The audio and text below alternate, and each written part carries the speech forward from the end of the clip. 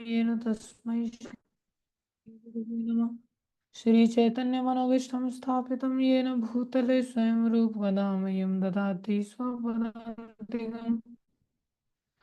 वन्देऽहं श्रीगुरुं श्रीयुतापदकमलं श्रीगुरुन् वैष्णवांश श्रीरूपं साग्रजातं सहगना रघुनाथान्वितं तं सजीवं साद्वैतं सावधूतं परिजनसहितं कृष्णचैतन्यदेवं श्रीराधाकृष्णपदान् सहगणललिता श्रीविशाखान्वितांश्च। हे कृष्ण करुणा सिन्धु दीनबन्धो जगत्पते गोपेश गोपीककान् श्रीराधाकान्त नमस्तुते। तप्त कांचन गौरंगी राधे वृंदावनेश्वरी वृषभानुसुते देवी प्रणमामि हरिप्रिये। वाञ्छाकल्पतरुभ्यश्च कृपा सिन्धुभ्येव च पतितानां पावनेभ्यो वैष्णवेभ्यो नमो नमः। जय श्री कृष्ण चैतन्य प्रभु नित्यानंद श्री अद्वैत गदाधर शिवासादि गौर भक्तवृंद। हरे कृष्ण कृष्ण कृष्ण हरे हरे हरे राम राम राम हरे हरे। हरे कृष्ण कृष्ण कृष्ण हरे हरे हरे राम राम राम हरे हरे। हरे कृष्ण कृष्ण कृष्ण हरे हरे हरे राम राम हरे हरे। गुरुवे गौरचंद्राय राधिकाय तदालय कृष्णाय कृष्ण भक्ताय तद्भक्ताय नमो नमः। हरे कृष्णा। सभी भक्तों का हार्दिक अभिनंदन है, स्वागत है।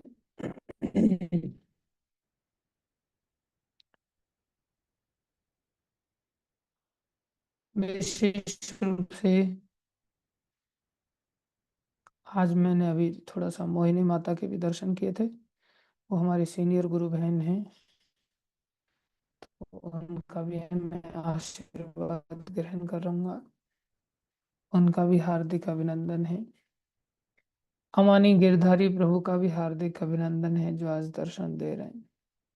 बाकी सभी भक्तों का भी जो जुड़े हुए हैं सबका हार्दिक स्वागत है। गुरु वैष्णव की दया से हम लोग शिक्षाष्टकम के अंतर्गत चर्चा कर रहे हैं, जिसमें पहले 4 श्लोकों की हम चर्चा कर चुके हैं। पहला श्लोक, चेतो दर्प निर्वापनम श्रेय कैरव चंद्रिका वितरणम विद्यावधो जीवनम आनंदामबुधिवर्धनम प्रतिपदम पूर्णामृतास्वादनम सर्वात्मस्नपनम परम विजयते श्री कृष्ण संकीर्तनम। ये श्री कृष्ण संकीर्तन जिसकी परम विजय हो, जो हम सभी को 7 फल देने वाला है। अनंत काल से जो हमारा चित्त गंदा है, देखो कई बार हम लोग हाथ पैरों में तेल लगाते हैं और फिर इधर उधर घूमने फिरने के लिए चले जाते तो रेत चिपक जाती है, गंदगी लग जाती है हाथ पैरों से। बहुत आलस्य आता है कि उन हाथ पैरों को साफ करने में।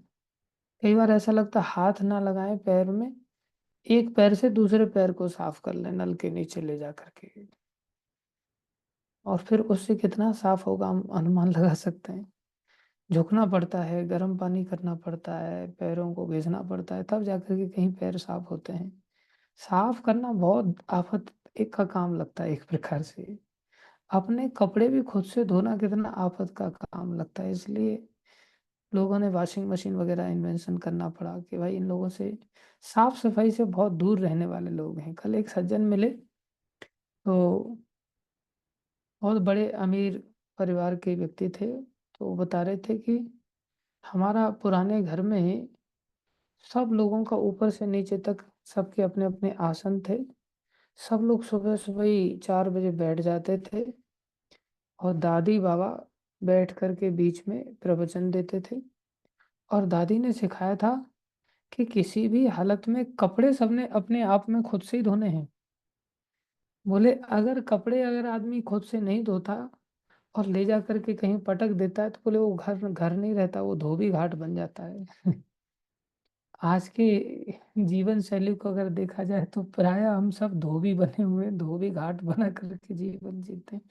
इसको धोना पसंद है, कपड़े धोना, नहाना धोना, साफ सफाई करना सबको पसंद नहीं है।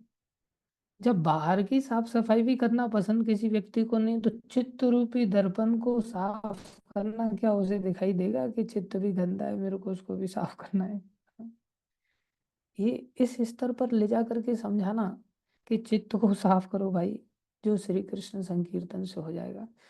जब शरीर को साफ करना इतना जान पर आता है, तो चित्त को साफ करना कितना जान पर आएगा। जो चित्त में दिखता ही नहीं, जो संस्कारों के कारण दूषित है, उस चित्त को साफ करना, ये तो केवल भगवत भक्तों के सानिध्य में ज्ञान के संस्कारों से, भक्ति के संस्कारों से भले दिखाई दे, अन्यथा दूर दूर तक दिखाई नहीं देता।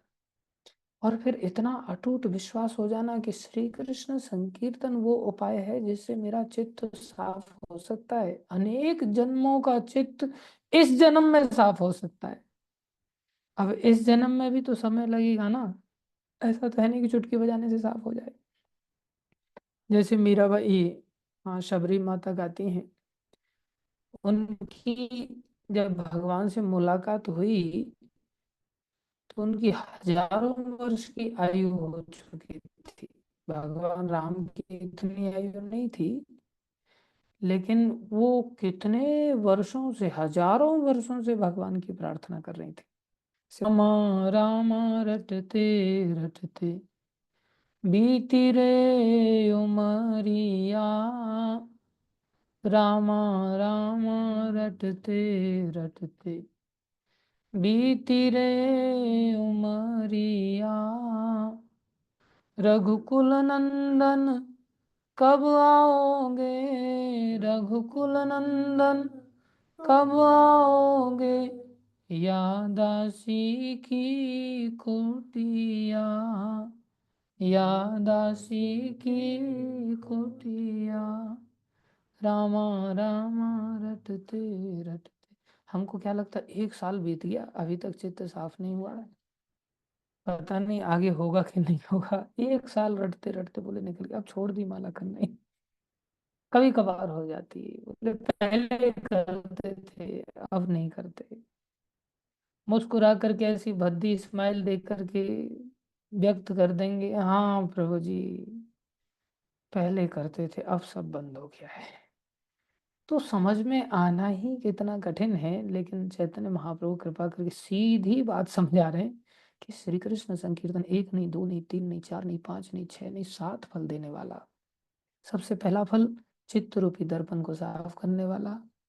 दूसरा फल भव महादावाग्नि, हम पतंगे की तरह आग को शीतल समझ रहे हैं, हमारी मूर्खता देखो, और दौड़ करके उस अग्नि में जाकर के शीतलता का अनुभूति करने के लिए भाग रहे हैं, लेकिन जिंदा जलना पड़ता है। वही दशा हम सब जीवों की है, संसार की आग हमें दिखाई नहीं दे रही है, जबकि शास्त्र कह रहा है संसार दावानल, रोज सुबह मंगल आरती में गाते हैं, लेकिन वो दावानल हमें दिखता है क्या? गाने के लिए तो गा लेते हैं, ट्यून अच्छी लगती है, अच्छा पसंद आता है। महाप्रभु कह रहे हैं भव महादावाग्नि, दावाग्नि नहीं महादावाग्नि है। संसार की आग तो फिर भी संसारी बरसात से, बादलों की बरसात से बुझ जाती है, लेकिन जो भव संसार की आग है, जंगल की आग तो बरसात से बुझ जाती है, लेकिन जो जन्म मृत्यु की आग है, जो काम की आग है, जो क्रोध की आग है, जो लोभ की आग है, ये संसार की बरसात में जाके खड़े हो जाओ तो नहीं मिटने वाली। इसके लिए तो श्री कृष्ण संकीर्तन की बरसात की जाए तो ही भले ये मिट सकती है। लेकिन जिसको अच्छी लग रही है वो कैसे मिटाएगा? जिसको बुरी लगेगी वही तो मिटाने की चेष्टा करेगा। भव महादावाग्नि निर्वापनम श्रेय, तीसरा फल कल्याण के पुष्पों को खिलाने वाला। श्रेय कैरव चंद्रिका वितरणम, चौथा विद्या वधु जीवनम, विद्या को देने वाला या विद्या की जान बचाने वाला, विद्या वध करके उसकी सुरक्षा करता है। ये 4 फल साधकों को प्राप्त होते हैं। आगे 3 फल और भी हैं, जिसमें आनंद अम्बुदि वर्धनम, आनंद का समुद्र मिलेगा।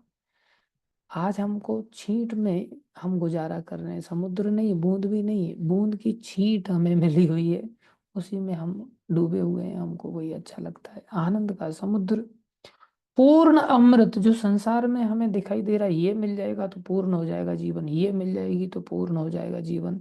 मकान, दुकान, गाड़ी, घोड़ा, सब दौड़ रहे हैं इसी पूर्णता की ओर, लेकिन इसमें पूर्णता का अनुभव नहीं होता। पूर्णता का अनुभव तो केवल श्री कृष्ण संकीर्तन कराता है।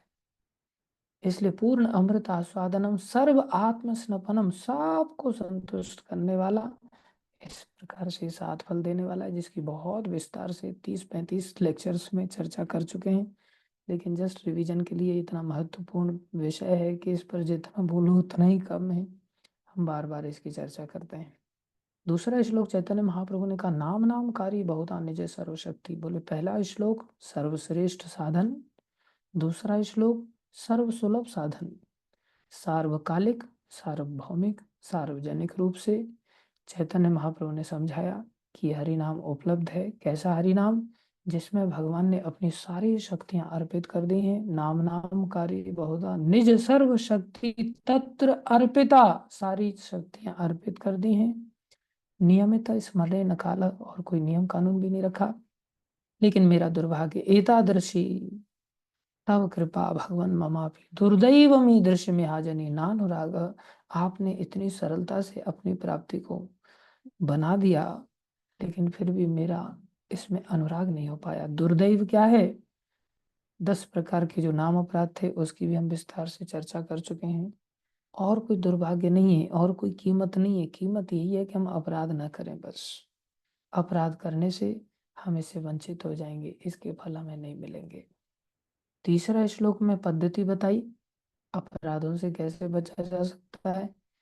तृणादपि सुनिचिन तरोरपि सहिष्णुनाम अमानिना मानदेन कीर्तनीय सदाहरि। ये 4 गुणों के साथ हम अपने आप को अपराधों से बचा सकते हैं। 4 गुण होने से हम कीर्तन निरंतर कर पाएंगे, और जब निरंतर कीर्तन करने लग जाएंगे, नाम रूप गुण लीला धाम जन, इन 6 चीजों को गाना ही कृष्ण कीर्तन है। केवल नाम का कीर्तन ही कीर्तन नहीं है। अभी हम जो कथा कर रहे हैं ये भी कीर्तन है। भगवान की लीला कहें गाएं वो भी कीर्तन है। भक्तों का चरित्र गाएं वो भी कीर्तन है। इस प्रकार से जब हम कीर्तन निरंतर करेंगे तो समय नहीं बचेगा अपराध करने के लिए। लेकिन निरंतरता तब आती है जब ऐसे 4 गुण आ जाते हैं। उसके बाद हमारी चेतना अपराध मुक्त होने पर कैसी बन जाती है। भक्त की चेतना चौथे श्लोक में बताई जा चुकी है। न धनम न जनम न सुंदरिम कविताम वा जगदीश कामये मम जन्मनि जन्मनि ईश्वरे भवताद भक्तिर अहेतुकी त्वयि।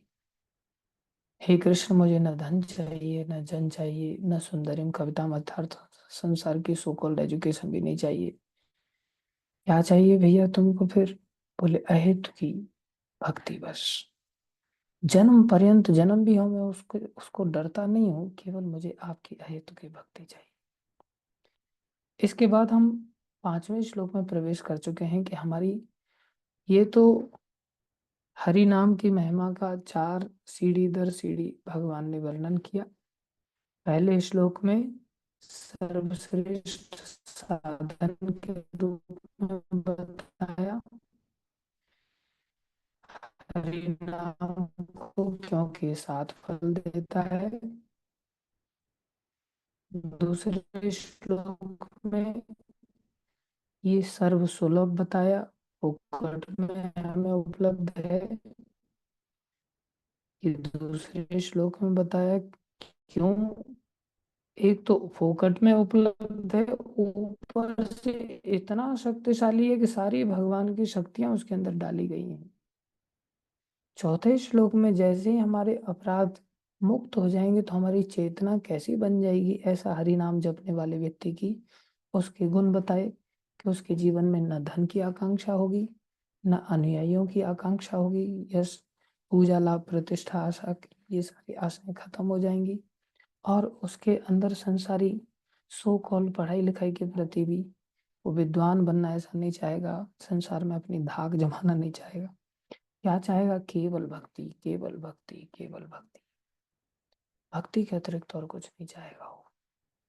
उसको ये बात समझ में आ जाएगा जो रामायण में कहा है जीवत सब समान ते प्राणी, जिन हरि भगति हृदय नहीं आनी।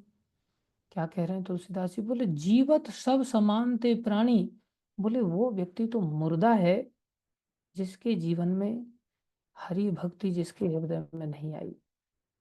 अब संसारी जितनी भी उपलब्धियां उस मुर्दे को श्रृंगार करने जैसी हैं, और मुर्दे को कितना भी श्रृंगार करो, क्या उसकी सुंदरता बढ़ने वाली है? उसमें से दुर्गंधी आने वाली है। उसको ये बात समझ में आ जाती है, इसलिए वो कहता है मेरे को धन नहीं चाहिए, जन नहीं। अरे धन जन आदि कुछ भी देने से मुर्दे को क्या लाभ मिलने वाला है? मुर्दे के अंदर जान आ जाए बस, फिर उसको कुछ भी प्राप्त ना हो तो भी वो सुंदर लगेगा। ये बात जब भक्ति के इस स्तर पर व्यक्ति पहुंचता है, चौथे श्लोक में प्रवेश करता है जो चैतन्य महाप्रभु ने बताया है, तब उसको भक्ति की कामना ऐसी जागती है कि अब मुझे कुछ नहीं, केवल भक्ति, मैं कब भक्त बनूंगा, तब वो ऐसा सोच पाता है। लेकिन उसको सोचने के लिए सीढ़ी चढ़नी पड़ेगी। सीढ़ी के लिए सबसे पहली स्थिति अब पांचवें श्लोक में बता रहे हैं कि जीव की दशा कैसी होती है। हम संसार में स्थिति में किस स्थिति में जी रहे हैं, उसमें पांचवें श्लोक से अब महाप्रभु हमारी स्थिति को बता रहे हैं। अयि नंद तनुज किंकरम पतितम माम विषमे भवाम बुधो, कृपया तव पाद पंकज स्थित धूलि सदृशम विचिंतय। हे नंद तनुज कृष्ण, सबसे पहली सीढ़ी हमारी यहाँ से आरंभ होती है कि हम भगवान श्री कृष्ण को जाने। और कैसे जाने? हे नंद तनुज श्री कृष्ण, मैं तो आपका नित्य सेवक दास हूँ। अयि नंद तनुज किंकरम, मैं आपका किंकर हूँ, मैं आपका सेवक हूँ। मेरे साथ क्या हो गया है? आपकी सेवा से वंचित होकर के पतितम, मैं इस संसार रूपी घोर संसार में गिर पड़ा हूँ, संसार रूपी समुद्र में गिर पड़ा हूँ। पतितम कैसा है? विषम है। जैसे विषम मतलब अनुकूल नहीं है हमारे लिए, प्रतिकूल संसार है। यहाँ की स्थितियां बहुत अच्छी नहीं है, लेकिन हमें अच्छी लगती हैं, यही सबसे बड़ी बीमारी। गीता में भगवान कहते हैं कि हमें दुख दोषानुदर्शनम, इस संसार के दुख और दोषों का दर्शन करना चाहिए, तभी संसार से निकल पाएंगे। लेकिन संसार में सुख के दर्शन जब करेंगे तो संसार में घुसते चले जाएंगे। ये बात उद्धव जी को भगवान ने समझाया था। और तीसरे स्कंद में भी कपिल भगवान ने भी ये बात समझाया। तीसरे स्कंद के 5वें अध्याय के 44वें श्लोक में क्या कह रहे हैं? देवता लोग भगवान से प्रार्थना कर रहे हैं, भगवान की स्तुति कर रहे हैं। और क्या कह रहे हैं उसमें? यत्सानुबंधे असति देह गेहे ममा अहम इत ऊढ़ पुंसाम सुदूरम वसतो अपि पुर्याम भजे मतत्ते भगवन पदाब्जम। बहुत सुंदर श्लोक है। कितनी सुंदर बात, देवता लोग भगवान से स्तुति करते समय प्रार्थना कर रहे हैं। क्या कह रहे हैं? ध्यान से हम सुने। यत्सानुबंधे, ये जो हमारा अटैचमेंट हो गया, अनुबंध हो गया है। अनुबंध मतलब हम बंध गए हैं किसके द्वारा? असति देह गेहे, जो असत है देह और असत है घर, जो हमारा स्वयं का शरीर और स्वयं का घर, ये सत नहीं है। सत और असत की क्या परिभाषा है? बोले सत कहते हैं जो सदा टिकने वाला है, और असत कहते हैं जो टिकने वाला है ही नहीं। गीता में भगवान ने कहा न असतो विद्यते भावो न अभावो विद्यते सतः, अर्थात न असतो, असत वस्तु विद्यते नहीं, विद्यते मतलब विद्यमान नहीं रहने वाली है। और जो सत्य वस्तु है न अभावो, उसमें कभी अभाव नहीं आता, वो सदा ही विद्यमान रहने वाली है। तो हमारी समस्या क्या हो गई है? बोले असत देह में और असत गेह में, घर बार में हमारी क्या हो गई? आसक्ति हो गई। फंस गए हम। अब कोई अपने आप को पतित थोड़ी समझता है। उसको मकान दे दिया जाए तो सोचता है अब तो हम पतित अवस्था से ऊपर उठ गए। और उसको शरीर अच्छा खासा मिल जाए तो सोचता है मैं कहाँ पते, तो मैं तो कितना सुंदर हूँ, मेरा शरीर कितना अच्छा है। संसार में व्यक्ति अटैच हो जाता है शरीर से, और मकान दुकान से। हर व्यक्ति 2 BHK फ्लैट लेना चाहता है, उससे फिर मिल जाए तो 3 BHK, फिर 4 BHK, फिर न जाने बंगलो लेना चाहता है। सब चीजों को पाकर को सोचता अब मैं तर गया। अरे भैया, इससे थोड़ी तरोगे। इससे हमारी दशा कैसी हो जाएगी अगर हम ऐसा करेंगे। तो बोले मम अहम इति ऊढ़ दुराग्रहानाम, जो मेरे अंदर ममता आ गई, ये मेरा है। जो घर बार है उसमें मेरापन जुड़ जाता है।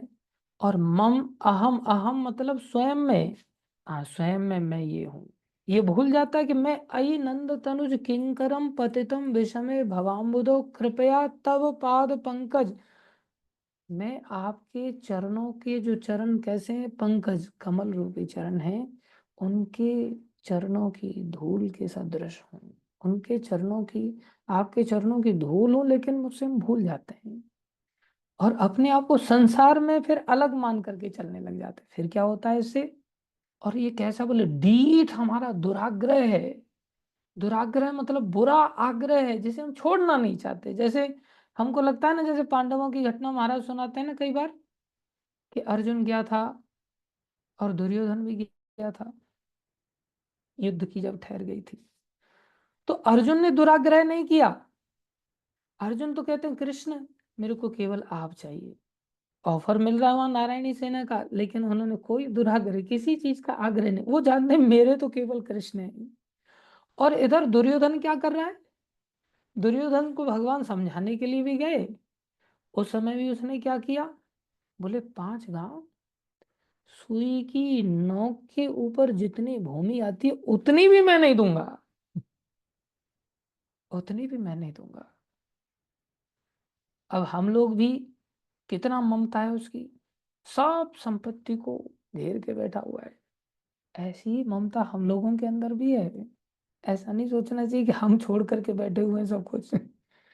हम लोग भी अपने आप में जितनी एम्पायर के मालिक हैं, उस मालिकियत को बढ़ाने में तुले हुए हैं। किसी को दान धर्म करना नहीं चाहते, किसी भक्त को देने नहीं चाहते किसी भी दशा में, गुरु को भी नहीं देना चाहते। गुरु से कुछ मिल जाए तो ठीक है, लेकिन गुरु को देना भी नहीं चाहते। फिर क्या हमारा संसार में भक्ति में प्रगति हम सोच सकते हैं? तो यहाँ पर भगवान क्या बता रहे हैं?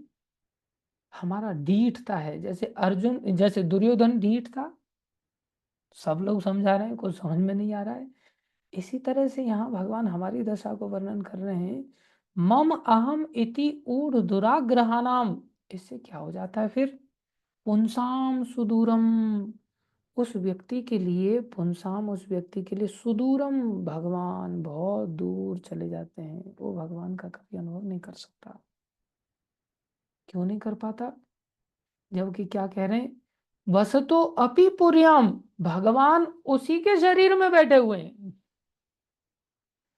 भगवान कहीं और नहीं है। वसतो अपि पुर्याम, भगवान हमारे ही शरीर में बैठे हुए हैं। फिर भी, अब जैसे होता है ना सर्कस चलाने वाला व्यक्ति, तो सर्कस में ऊपर जाता है झूला, नीचे आता है, ऊपर जाता है नीचे आता है। जो व्यक्ति है वो बैठ जाता है उसमें और आनंद लेता है। या तो सुख का अनुभव करते हैं कुछ लोग, या उसमें दुख का अनुभव करते हैं। कई बार बड़े बड़े ऊंचे ऊंचे झूला होते हैं, उसमें कुछ तो बड़े आनंद का अनुभव करते हैं, और कुछ लोगों की इतनी हालत खराब हो जाती है कि उनका लघु शंका तक निकल जाता है। और जब लघु शंका ऊपर से वो कर रहा है, नीचे वाला व्यक्ति सोच रहा है अच्छा बरसात हो रही है, अमृत की बरसात हो रही है, बेचारा कर भी क्या सकता है, उसको तो झेलना ही पड़ेगा वो। तो संसार में हम सुख दुख का अनुभव करते हैं, लेकिन उस यंत्री को भूल जाते हैं जो उस सर्कस को चला रहा है। गीता में भगवान ने बताया कि भगवान हम सबके हृदय में बैठे हुए हैं। ईश्वर सर्वभूतानां हृदय से अर्जुन तिष्ठति, भ्रामयन सर्वभूतानां यंत्र आरूढ़ानि मायया। जैसे यंत्र को कोई व्यक्ति यंत्री चलाता है, ऐसे ही भगवान हमारे शरीर रूपी यंत्र को चला रहे हैं। लेकिन उस झूले में बैठने वाला व्यक्ति उस यंत्री को नहीं देख पाता है कि ये चला रहा है भाई झूला, वो तो उसमें सुख दुख में डूब जाता है। ऐसी दशा हमारी होती है। हम लोग जब संसार में आसक्त हो जाते हैं तो भगवान हमारे ही हृदय में होते हुए भी हम भगवान को देख नहीं पाते। इसलिए देवता कह रहे हैं भजेम तत्ते भगवान पदाब्जम। इससे अच्छा है कि हम भगवान के चरण कमलों का भजन करें। लेकिन चरण कमलों को तो वही भजेगा जिसको ये पता होगा कि इन चरण कमलों की मैं धूल हूँ। उसको तो ऐसा लगता है मैं तो माँ का लाडला बेटा हूँ, मैं तो पिता का लाडला बेटा हूँ, मैं तो अपनी पत्नी का बहुत होनहार पति हूँ, मैं तो पति की बहुत समझदार सती स्त्री हूँ, सती पत्नी हूँ। वो तो संसार में आसक्ति करके बैठा हुआ है, वो भगवान का भजन कैसे करेगा? उसको तो संसार बहुत अच्छा लग रहा है। बोले संसार अच्छा जब तक लगेगा तब तक उसमें से निकल नहीं पाएगा, उल्टा फंसता चला जाएगा। ये बात उद्धव जी को भगवान ने बताया एकादश स्कंद में। 11वें स्कंद के 21वें अध्याय के 19वें श्लोक में बड़ी सुंदर बात बताई। बोले हमारा कारण क्या है संसार में फंसने का? इस संसार में गिरने का कारण क्या? क्या भगवान ने धक्का मार के गिराया था हमें? नहीं, हम खुद ही संसार में गिरे और संसार से निकल नहीं पाए इतने काल से। कारण क्या है? बोले विषय गुणाध्यासात। संसार के जो विषय हैं उनमें गुण अध्यासात है। अर्थात हमने संसारी विषयों को, गुण मतलब दो चीजें होती है, गुण और अवगुण, या इसे कहें गुण और दोष। तो जो गुण नजर आता है वो अच्छा लगता है, और दोष है बोले वो बुरा लगता है। हैं तो विषय सारे के सारे जहर, लेकिन विशेष गुणाध्यासात, इन विषयों में हमारा गुण की अनुभूति होने लग गई। हमारी बुद्धि इतनी मलिन हो गई संसारी कुसंगति के कारण। जैसे संसारी व्यक्ति की संगति में आकर के मदिरापान व्यक्ति करने लगता है तो उसको अच्छा लगता है, लेकिन जब भक्तों की संगति में आता है तब पता चलता है ये तो बहुत बुरी चीज है। उससे पहले उसे अच्छी चीज जो बुरी चीज लगेगी तभी तो उससे बाहर आएगा, अच्छी चीज लग रही है तो बाहर कैसे आएगा? इसलिए भगवान ने कहा दुख दोषानुदर्शनम, तुम दुखों के दर्शन करो भाई, दोषों के दर्शन करो। लेकिन कौन दोषों के दर्शन करता है? सबको संसार में धर्म कितना बढ़िया लगता है, अधर्म भी बढ़िया लगता है, तो धर्म तो बढ़िया लगेगा ही लगेगा। संसार के धर्म अधर्म में आदमी फंस जाता है, लेकिन भगवान ने गीता में कहा तुम इन धर्मों को भी छोड़ देना। ये भी धर्म साधारण नहीं है, ये भी कैतव धर्म है। भागवत में बताया शुरुआत में ही, कैतव धर्म मतलब चीटिंग वाले धर्म है, इसमें तुम ठगे जाओगे। इसलिए इस धर्म के भी दोष को समझ लो। अब हमारी बुद्धि तो इतनी गई गुजरी है।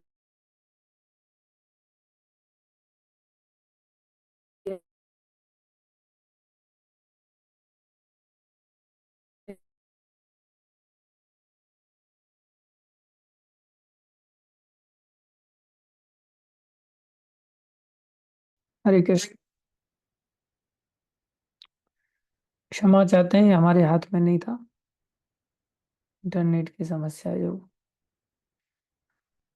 इंटरनेट की क्या जीवन समाप्ति की भी समस्याएं लोगों को झेलनी पड़ जाती हैं। अचानक से जीवन समाप्त हो जाता है, कौन जाने। तो मैं सत्य घटना बता रहा था कि संसार में बहुत दुर्लभता से ऐसे लोग मिलते हैं जो खुद में इतने समझदार होते हैं। वो लड़की इतनी समझदार थी, उसने कहा कि अच्छा तुम्हें हम अच्छे लगते हैं ना? बोले हाँ तुम बहुत अच्छे लगते हो, तो ठीक है फिर आ जाना हमारे कमरे पर। तो उसने उसको बोले तुम्हारे कमरे पर कैसे आ जाएंगे, वहां तो तुम्हारी माँ भी रहती है। बोले नहीं, माँ मना नहीं करेगी, बोल देना मैंने बुलाया है।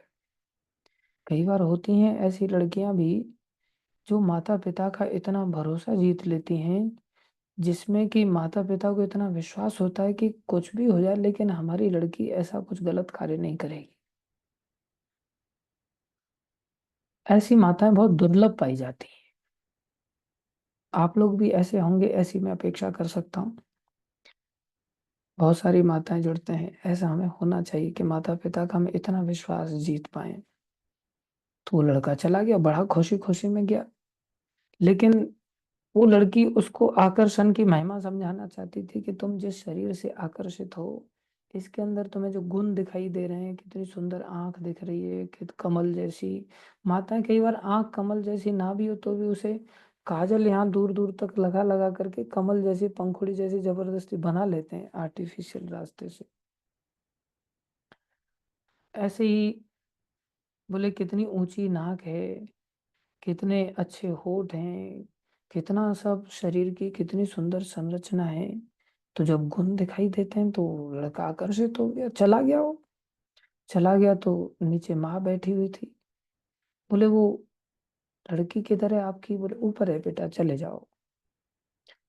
तो उसको बड़ा आश्चर्य हुआ, माँ ने मेरे को भेज दिया। तो बड़ा प्रसन्न हुआ, चलो यहाँ रोक टोक नहीं है।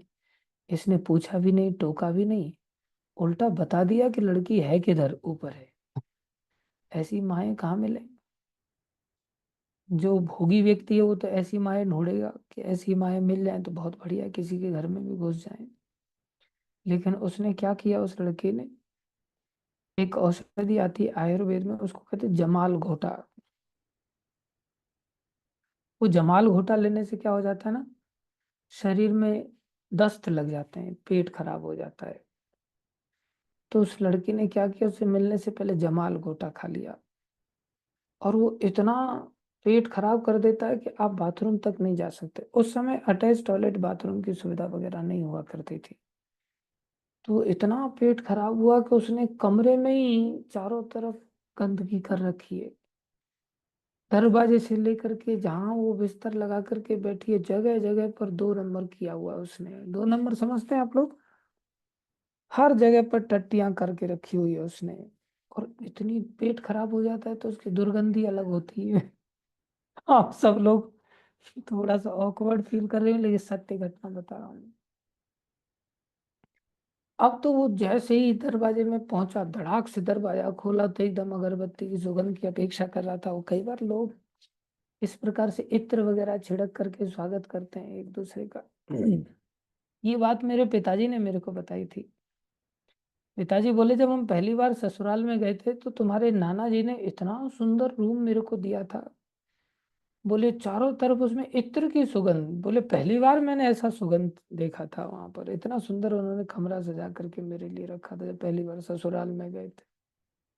ये भी ससुराल में ही गया था एक प्रकार से। ससुराल की अपेक्षा करके गया था, सोच रहा था बहुत सजा धजा कमरा मिलेगा, बड़ा स्वागत सत्कार होगा।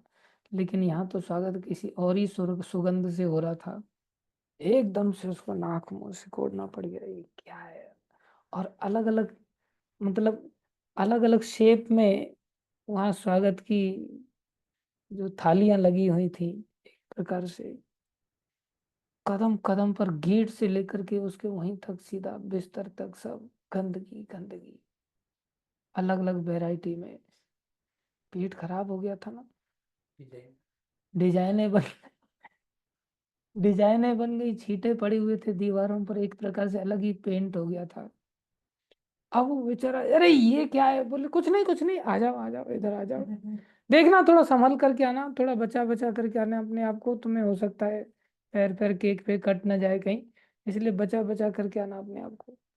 तो जैसे तैसे पहुंचा तो वो बिस्तर भी नहीं था ऐसा जिस बिस्तर पे वो लेटी हुई थी, वहां भी गंद खाना, बिल्कुल सब कपड़े सने हुए। बेचारा इतना, जो चादर ओढ़ रखी थी वो भी गंदगी से सनी, जैसे छोटा बच्चा सान लेता है ना, कैसा गंदा लगता है। और वो बेचारा, बोले ऐसी हालत में मेरे को, बोले तो फिर बोले यही तो सुंदरता है शरीर की। मैं सोच रही थी कि तुम शरीर को जान लो अच्छी तरह से, ये शरीर कितना सुंदर है, इस शरीर में से देख लो क्या क्या निकल रहा है।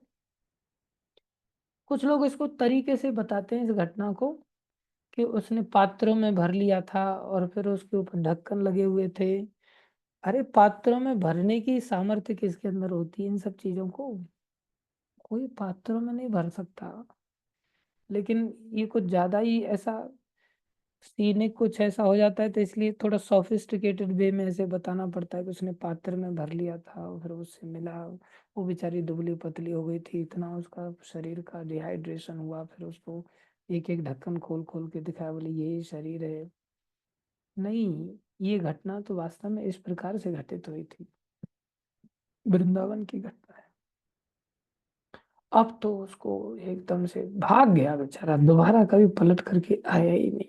इसको कहते हैं दुख दोष अनुदर्शनम। लेकिन क्या है ना, आजकल तो लूली कानी भेड़ी जैसी भी होती है ना, चाहे लड़की हो या लड़का हो, लूला लंगड़ा कनेटा कैसा भी हो, लेकिन जो व्हाट्सएप पर क्या बोलते हैं इसको, इमोजी बोलते हैं, क्या बोलते हैं, हाँ, इमोजी ऐसे बढ़िया बढ़िया भेजते हैं ना, उसको देख देख करके आदमी को लगता है ये वही रो रही है या वही हंस रही है, या बिल्कुल वही हंस रहा है या वही रो रहा है। और उसी में आदमी डूब जाता है। आजकल की स्थिति कितनी खतरनाक है। हाँ, GIF भी कहते हैं उसको। ऐसे ऐसे फिल्मी दुनिया के भेजते, जैसे फिल्मी दुनिया वाले तो गंदगी शरीर से निकालते ही नहीं, उनके अंदर तो केवल अमृत भरा पड़ा है। जैसे वही सब वीडियोज भेज भेज करके हर व्यक्ति यही दिखाता है कि देखो कितना सुंदर था, कितना अच्छा है। यही सबसे बड़ी बीमारी है। लेकिन भागवतम में उद्धव जी को भगवान यहाँ क्या बता रहे हैं, विषयेषु गुणाध्यासात। सबसे बड़ी समस्या हमारी इस संसार में आसक्ति की क्या है, बोले विषयेषु गुना अध्यासात। गुण समझ करके बार बार बार बार बार बार हम गुण समझ करके जब अभ्यास करते हैं तो क्या होता है, पुंसा संगस तथो भवेत। उस व्यक्ति की संग माने आसक्ति हो ही जाती है। फिर क्या होता है, संगात तत्र भवेत कामः। जैसे ही आसक्ति हो जाएगी, फिर भवेत कामः, उसके अंदर कामना उत्पन्न हो जाएगी। फिर क्या होगा, कामना से क्या आएगा, कामादेव कलिर निर्नाम। और जैसे ही काम अंदर जागृत हो जाएगा, फिर दो लोगों के अंदर कलह चालू हो जाएगी, छुपाव चालू हो जाएगा, एक दूसरे से घृणा चालू हो जाएगी। फिर आगे के 20वें श्लोक में बता रहे हैं, भगवान बता रहे हैं उद्धव जी को, क्या कह रहे हैं, देखो कितनी सुंदर बात बता रहे हैं Prabhupada ji. One who accepts material sense objects as desirable certainly becomes attached to them, and from such attachment lust arises, and this lust creates quarrel among the men। Purport कितना सुंदर प्रभुपाद जी दे रहे हैं।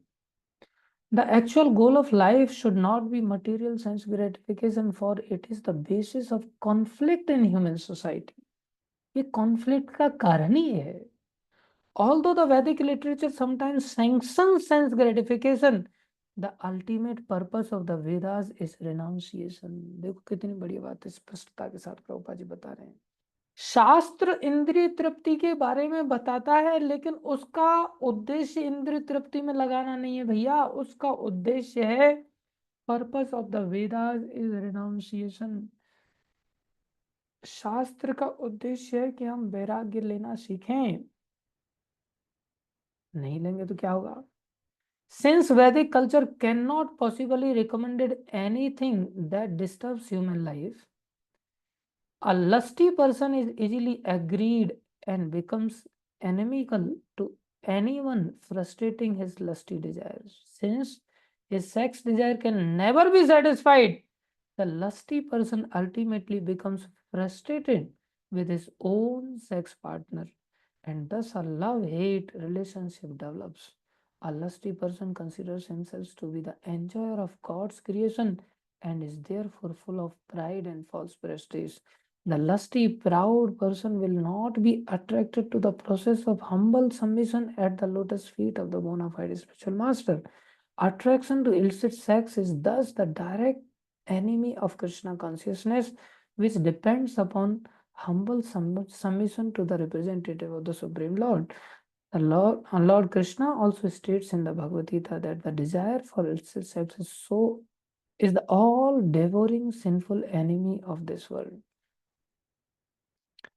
Because modern society sanctions unrestricted mixing of the man and woman, its citizens cannot possibly achieve peace. Rather, the regulation of the conflict becomes the basis of social survival. This is the symptom of ignorant society falsely accepting the material body as the highest good, as described here by the words of विषयेषु गुणाध्यास। Highest good समझ करके हम संसार में जब घुसेंगे तो मरेंगे ही। जो कि हाईएस्ट गुड है ही नहीं, है सबसे घटिया है। हाँ, आगे फिर कह रहे हैं, बोले इसका उपाय क्या है? इसका उपाय प्रभुपाद जी ने पहले वाले श्लोक में बताया था, यत्सानुबंधे देहगे वाला। उसमें परपट को आप देखेंगे, बहुत सुंदर परपट प्रभुपाद जी लिख रहे हैं। तीसरे स्कंद के 5वें अध्याय का 44वां श्लोक प्रभुपाद जी क्या लिख, the whole Vedic philosophy of life is that one should get rid of material engagement of gross and subtle bodies. जो स्थूल है और सूक्ष्म है, इस अटैचमेंट से हमें बाहर आना है, which only cause one to continue in a condition condemned life of miseries. This material body continues as long as one is not detached from the false conception of lording it over material nature. The impetus for lording it over material nature is the sense of mine and I. I am the Lord of all that I survey. So many things I possesses, and I shall possess more and more. Who can be richer than I in wealth and education? I am the master and I am God. Who else is there but me? All these ideas reflects the philosophy of Aham Mam, the conception that I am everything. Persons conducted by such conception of life can never get liberation from material bondage. But even a person perpetually condemned to the miseries of material existence can get relief from bondage if he simply agrees to hear only Krishna Katha. कितनी अच्छी बात बता रहे, बहुत विशेष बात है, सभी ध्यान से सुने। But even a person perpetually condemned to the miseries of material existence can get relief from bondage if he simply agrees to hear only Krishna Katha. Krishna Katha nahi, only Krishna Katha. In this age of Kali, the process of hearing Krishna Katha is the most effective means of gaining release from unwanted family affection and thus finding permanent freedom in life. The age of Kali is full of sinful reaction, and the people are more and more addicted to the qualities of this age. But simply by hearing and chanting of Krishna Katha, one is sure to go back to Godhead. Therefore, people should be trained to hear only Krishna Katha by all means. Again, Prabhupada ji लिख रहे हैं, people should be trained to hear only Krishna Katha. हम कृष्ण कथा तो सब सुन रहे हैं, लेकिन क्या ओनली कृष्ण कथा सुनते हैं? सुबह शाम थोड़ा सा सुन लेते हैं, बाकी तो कितना ओनली की जगह पे घुसा हुआ रहता है संसार। इसलिए कह रहे हैं, हियर ओनली कृष्ण कथा by all means in order to get rid of all relief from all miseries. कितना सुंदर प्रभुपाद जी ने परपट दिया है, ध्यान देने वाली बात है। ये कृष्ण कथा ही हमें संसार की वास्तविकता का भान कराएगी। जन्म मृत्यु जरा व्याधि दुख दोष अनुदर्शनम। गीता में भगवान कह रहे हैं, जन्म दुखदाई है भैया, तुम बर्थडे मना रहे हो। संसार में फिल्मी दुनिया बर्थडे मनाने की शिक्षा देती है, और भगवान कह रहे हैं ये जन्म दुखों का घर है। आदमी मर जाता है तो लोग खुशी मना, अच्छा हुआ आफत चली गई, लेकिन उस व्यक्ति से पूछो बेचारे से, उसको मृत्यु कितनी दर्दनाक फील हुई। इसी प्रकार बुढ़ापा है, इसी प्रकार बीमारियां हैं। हम इन पर धूल डालने के प्रयास करते हैं, इनसे छुपाने का प्रयास करते हैं।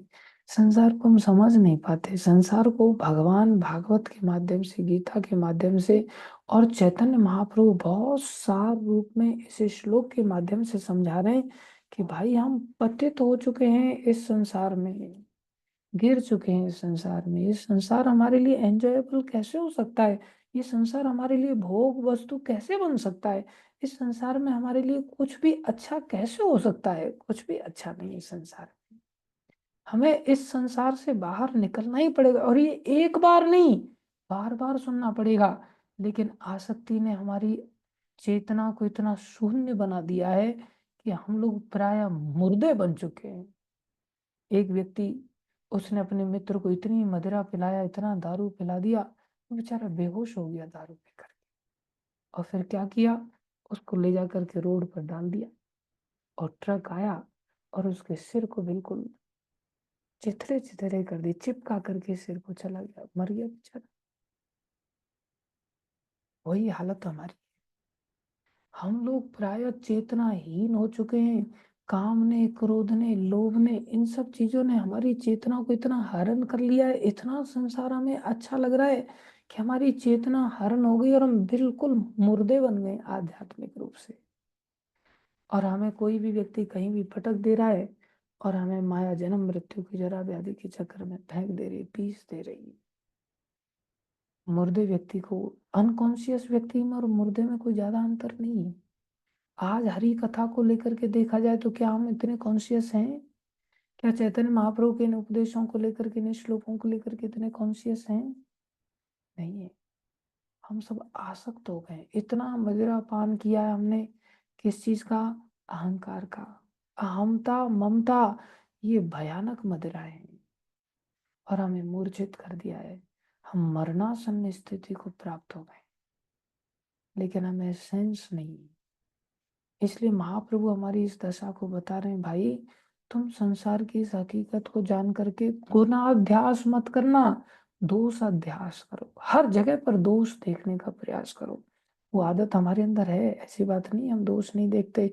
भक्तों के बीच में खूब दोष देखते हैं और संसार के अंदर खूब गुण देखते हैं। बस इसको थोड़ा सा रिवर्स करने की जरूरत है। हमें भक्तों के अंदर किसी भी दशा में, कैसा भी गिरा हुआ, मरा हुआ जैसा भी भक्त है, उसके अंदर गुण देखना है। और संसार में कोई भी व्यक्ति कितनी भी अच्छाई से रह रहा हो, कितना भी अच्छा जीवन शैली उसकी क्यों ना दिखाई दे रही हो, समझ लो ये हमें दारू पिला करके ट्रक के नीचे फेंकने वाला है। ये हमें जन्म मृत्यु जरा व्याधि के चक्कर में फेंक देगा। और हमें बारंबार कितने, अनादिकाल तो हमें वैसे ही बीत गया, न जाने और कितने जन्म हमारे चले जाएंगे।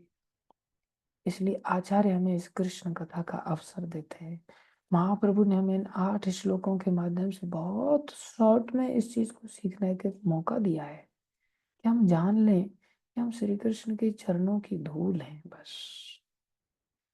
ये नहीं कि प्रभु जी मेरे को लस्ट बहुत परेशान कर रहा है, मैं थोड़ा शादी कर लेता हूँ या शादी कर लेती हूँ। अरे महाअश्न महापापमा, ये इतना खाने वाला है कि इसका कभी पेट नहीं भरने वाला। बूढ़े हो जाओगे तो भी ये काम कभी संतुष्ट नहीं होगा, क्योंकि महाअश्न है, इसका पेट नहीं भरता। महापापमा है, ये घोर पापों में लगाने वाली जड़ है। ये इतनी फैली हुई है कि इसमें से ही नए नए पेड़ निकलते रहते हैं। जैसे वट वृक्ष में से पेड़ निकलते रहते हैं, ऐसे ही इसमें से निकलते रहते हैं। इसलिए हम सभी को रात दिन दिमाग में इसी रील को घुमाना चाहिए जो प्रभुपाद जी परपट में बोल रहे थे, ओनली कृष्ण कथा। लेकिन ये एक दिन में नहीं होगा, धीरे धीरे ही सही। ये इनके इन प्रकार सुबह शाम हम अगर गंभीरता से जुड़ते रहें और उसका थोड़ा चिंतन मनन करें तो निश्चित निकल पाएंगे। धन्यवाद सभी भक्तों का धैर्यपूर्वक श्रवण करने के लिए। बोलो श्री चैतन्य शिक्षाष्टकम की जय, जगत गुरु श्री प्रभुपाद की जय, श्री गुरु महाराज की जय, अनंत कोटि वैष्णव वृंद की जय, आप सब भक्तों की जय।